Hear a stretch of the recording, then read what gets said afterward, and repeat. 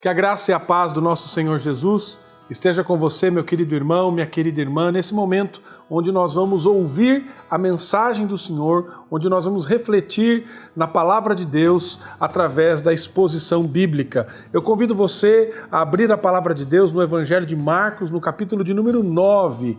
Hoje a nossa exposição se dará do verso 1 até o verso de número 13. E nós vamos falar então hoje sobre a glória do Redentor. A glória do Redentor. Portanto, acompanhe a leitura bíblica que farei no Evangelho segundo Marcos, capítulo de número 9, dos versos de 1 a 13. Assim nos diz a palavra do nosso Deus. Dizia-lhes ainda: em verdade vos afirmo, que dos que aqui se encontram, alguns há que de maneira nenhuma passarão pela morte até que vejam ter chegado com poder o reino de Deus. 6 dias depois, tomou Jesus consigo a Pedro, Tiago e João e levou-os sós à parte, a um alto monte. Foi transfigurado diante deles. As suas vestes tornaram-se resplandecentes e sobremodo brancas, como nenhum lavandeiro da terra as poderia alvejar. Apareceu-lhes Elias com Moisés e estavam falando com Jesus.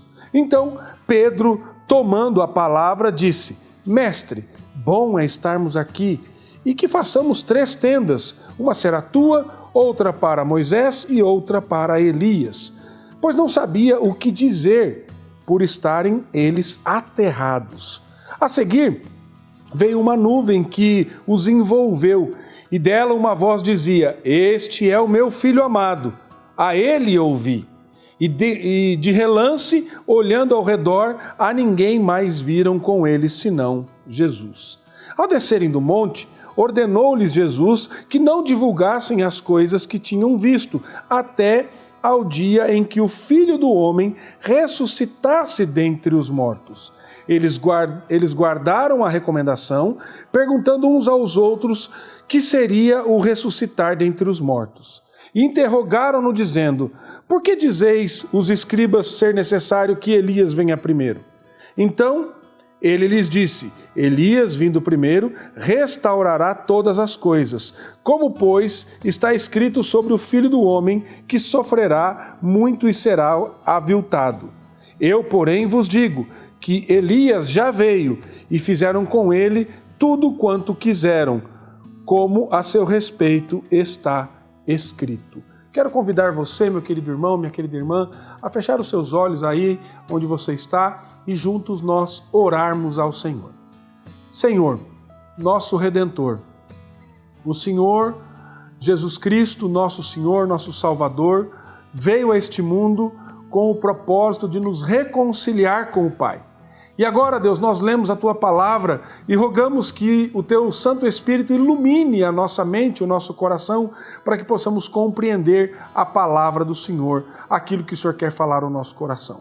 Que as palavras dos meus lábios, que o meditar do meu coração sejam agradáveis na Tua presença, meu Senhor, minha rocha, meu Redentor, em nome de Jesus. Amém. Há cenas na vida que as palavras não podem descrever adequadamente. Por mais que nos esforcemos para descrever a realidade e a beleza de alguns momentos, não seremos evidentemente claros nessa descrição da tamanha glória e beleza e riqueza do momento que nós vivenciamos. A nossa exposição de hoje é uma dessas cenas que nós tentamos descrever o que lemos para minimamente capturar a glória do momento. Agora, por que é importante reconhecer isso?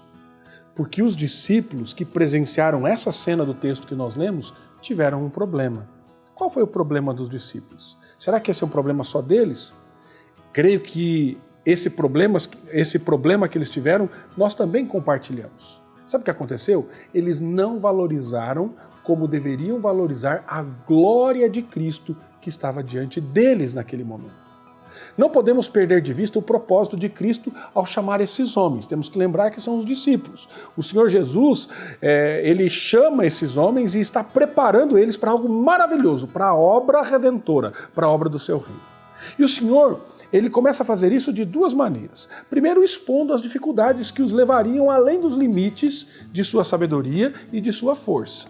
E então, nesse momento, ele revelaria a segunda coisa, a sua glória, mostrando aos seus discípulos. No entanto, apesar de toda essa demonstração gloriosa, fica claro que os discípulos subestimaram a glória de Cristo.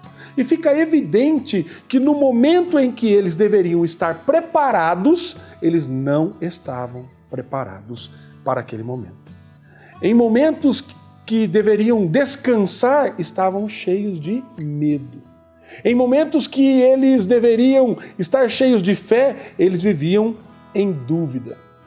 Será que em muitas ocasiões não somos como os discípulos e não damos o valor que deveríamos dar à glória de Deus? Será que isso não acontece conosco também?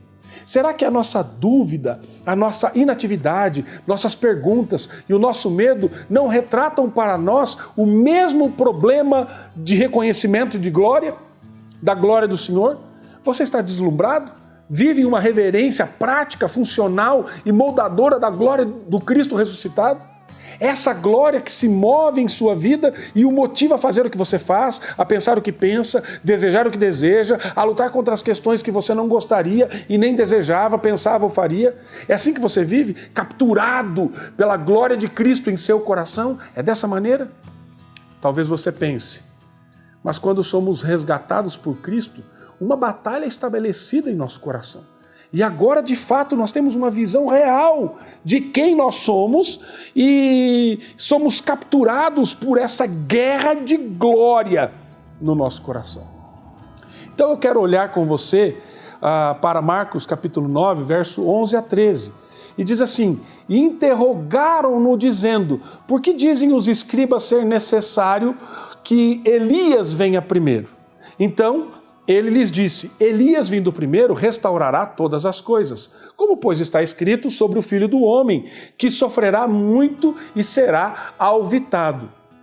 Eu, porém, vos digo que Elias já veio e fizeram com ele tudo o que quiseram, como a seu respeito está escrito.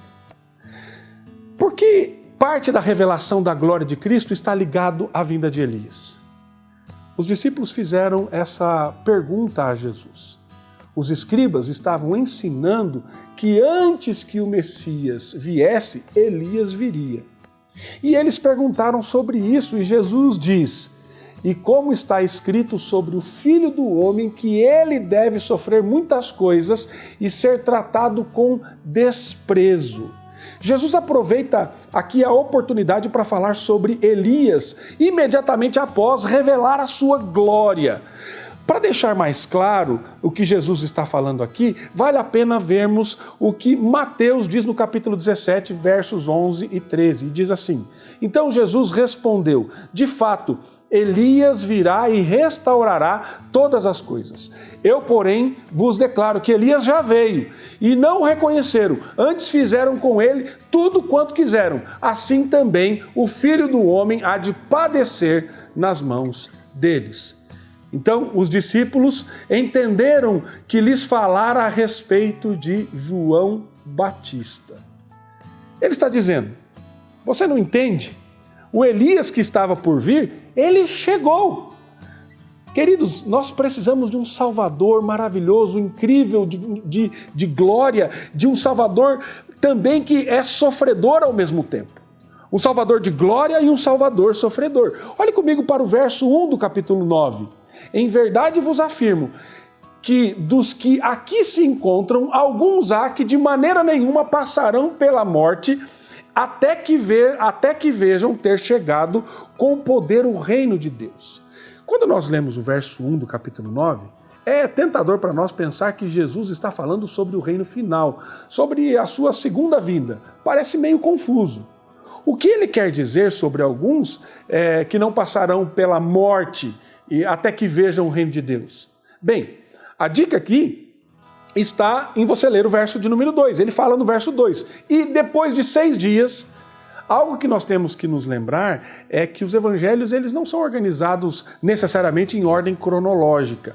Os evangelhos, às vezes, são organizados por ênfases, às vezes são organizados tematicamente. Mas Marcos quer que nós saibamos aqui o que aconteceu em seguida. Ou seja, 6 dias após a declaração do verso 1, nós vemos aqui. E aí ele está agora lhe dizendo que há uma conexão histórica direta entre essa afirmação e o que acontece a seguir.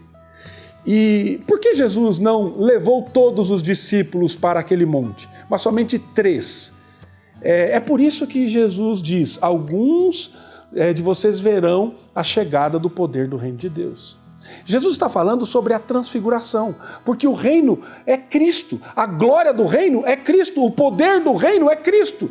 Você verá o reino vir quando olhar para Cristo. E Marcos está nos mostrando aqui 2 coisas sobre a obra do Senhor Jesus. Primeiro, a glória do Salvador.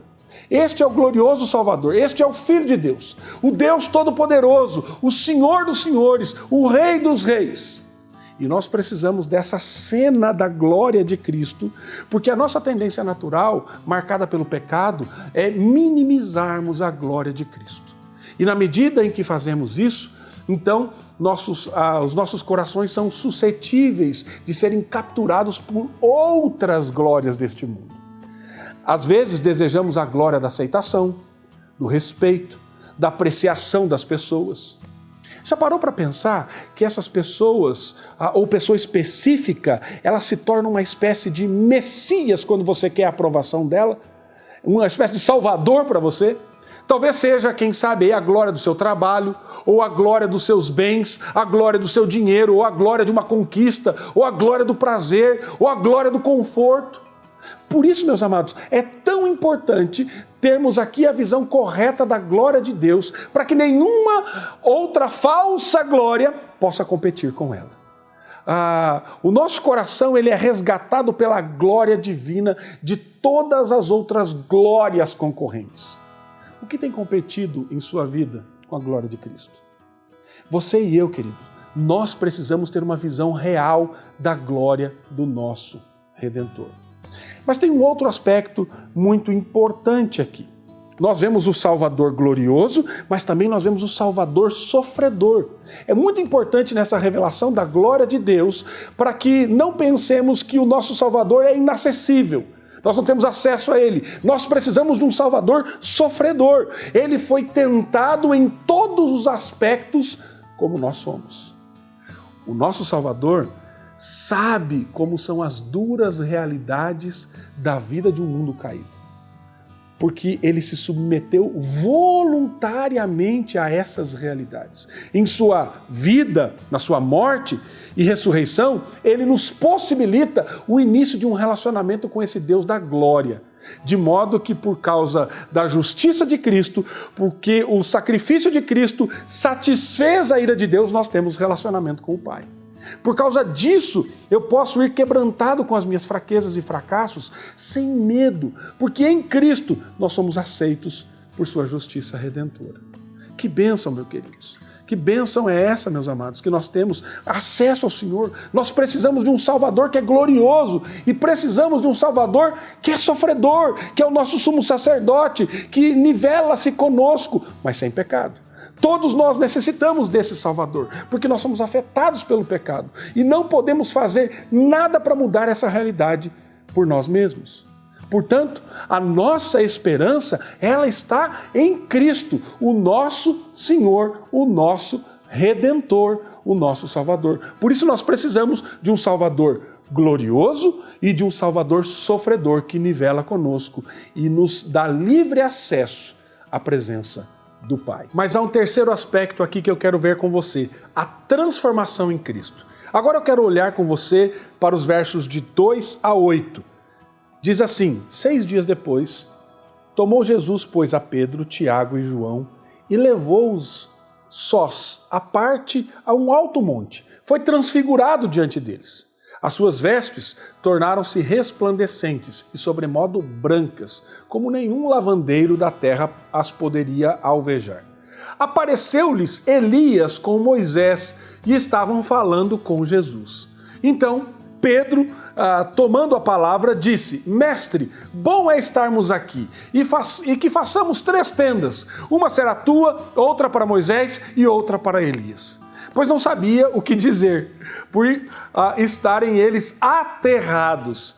A seguir, veio uma nuvem que os envolveu, e dela uma voz dizia: Este é o meu filho amado, a ele ouvi. E de relance, olhando ao redor, ninguém mais viram com eles, senão Jesus. Aqui, queridos, nós temos uma cena que nos remete a Êxodo capítulo 24, quando Deus revela a sua glória para Moisés lá no monte. Ele levou Pedro, Tiago e João com ele. O texto diz que ele foi transfigurado diante deles. E a palavra usada aqui para transfigurado é metamorfose. A palavra no original é essa. E esse é um processo radical de mudança. E é isso que é retratado aqui. Veja então o que vem a seguir. Observe as palavras que vêm posteriormente a esse momento. As suas vestes tornaram-se resplandecentes e sobremodo brancas, como nenhum lavandeiro na terra poderia alvejar. A ideia aqui é que nem a pessoa mais habilidosa do mundo em lavar roupas jamais poderia deixar na cor que ficaram as vestes deles neste momento. Essa é uma revelação da divindade de Cristo. Neste momento que está acontecendo é isso. Nesse episódio, aqui nós vemos que aparece Elias com Moisés e eles estão conversando com Jesus. Por que Elias e Moisés? E aqui nós temos 2 coisas importantes. Nós temos o representante da lei e o representante dos profetas. Elias representando os profetas, Moisés representando a lei. Qual a imagem que nós vemos nesse texto? Jesus, queridos, ele não é apenas o divino Filho de Deus, mas ele é o supremo cumprimento da lei, o cumprimento final de todas as visões e de todas as profecias, de tudo aquilo que os profetas falaram. Cada profecia do Antigo Testamento, de alguma forma, de alguma maneira, anseia pela vinda da pessoa do nosso Senhor Jesus Cristo. E é para esse momento que caminha a grande história da redenção. É nesse momento de incrível glória, onde Cristo está revelando a sua glória a Pedro, a Tiago e João, de uma maneira que nunca foi vista antes. E aí então, Pedro fala no verso de número 6, ele diz algo, e o verso 6 diz que ele não sabia o que dizer, porque estava aterrorizado. Este é aquele momento em que é certo estar aterrorizado. Sabe, meus queridos, às vezes eu fico pensando que nós temos perdido a percepção da glória de Deus. Eu receio que não tenhamos a admiração e a compreensão de que devemos ter para que o nosso coração descanse verdadeiramente no Senhor. Eu receio que muitas vezes o cristianismo moderno, o secularismo influenciando, ele é mais hábil em apresentar um Deus como amigo, como um terapeuta compassivo, em vez de um poderoso, soberano, santo Deus que me chama para dobrar o joelho diante dele em completa submissão.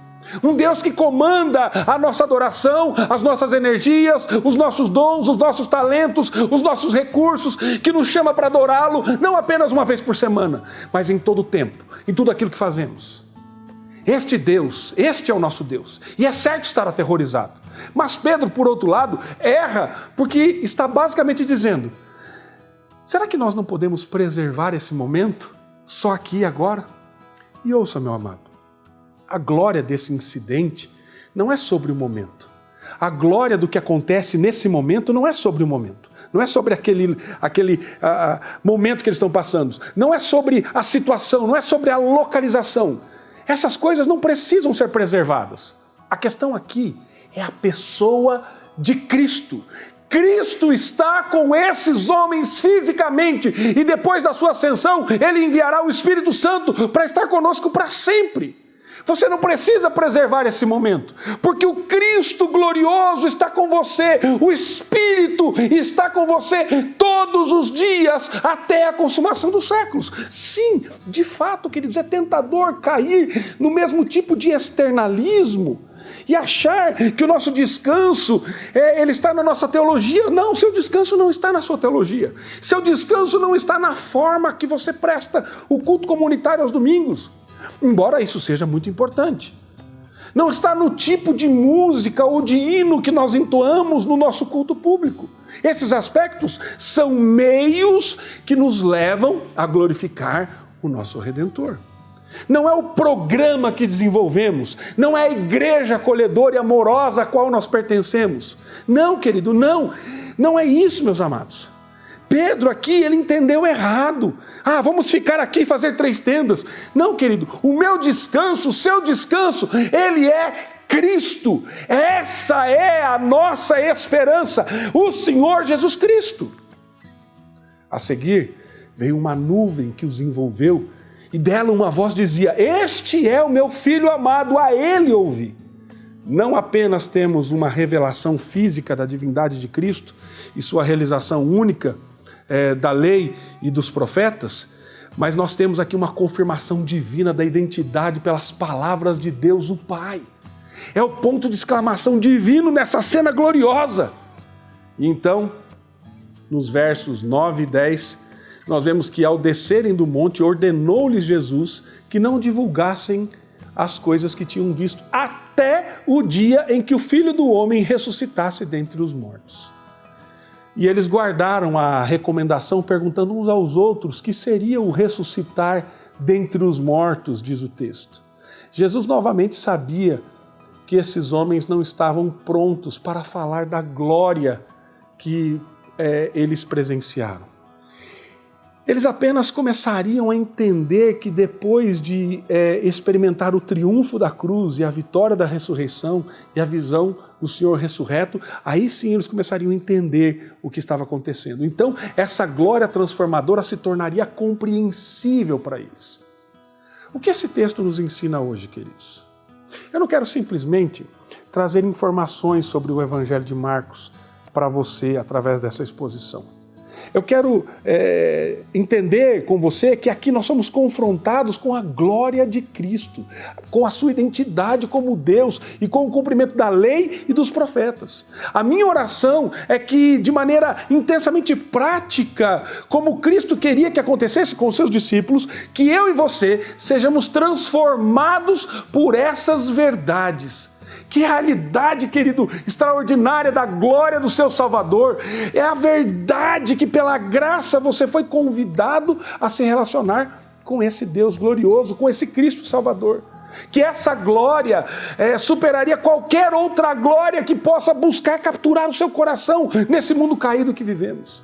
Será que você pode hoje declarar e confessar: há uma coisa pela qual eu quero viver, e esse desejo é o Cristo, é o Redentor, é o meu Senhor? Será que você pode dizer: há uma coisa que eu quero dar aos meus pensamentos, meus desejos, meus dons, meus talentos, e esse desejo é Cristo? Será que é um lugar onde eu vou colocar todo o meu coração, esperança, a esperança da minha alma, da minha existência, e esse lugar é Cristo, é o meu Senhor, é o meu Redentor? Será que é uma razão para fazer as coisas que eu faço? E essa razão tem que ser Cristo. Eu quero confiar nele, eu quero crer nele, eu quero celebrar a ele, querido. Eu quero adorá-lo, eu quero segui-lo pela fé. Essa glória é a glória que nos dá significado, razão, sentido. Que isso seja verdade para todos os níveis mais práticos da nossa vida, para todos os momentos. E que o Senhor abençoe a sua vida.